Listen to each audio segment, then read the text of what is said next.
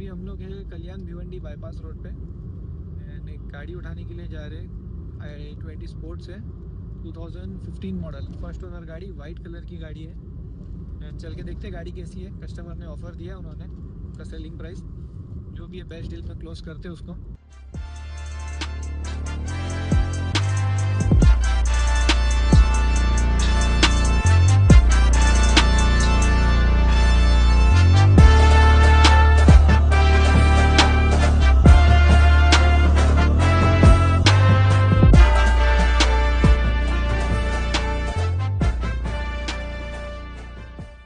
जैसे हमने i20 sports लिया है, कैसा था सर एक्सपीरियंस हमको गाड़ी बेच के? बहुत अच्छा था। कैसा था डील? एकदम अच्छा रहा। सर के रेट में गाड़ी ली हम लोगों ने, और एकदम ट्रांसपेरेंट डील था सर। हाँ, एकदम thank you. Thank you sir, thank you.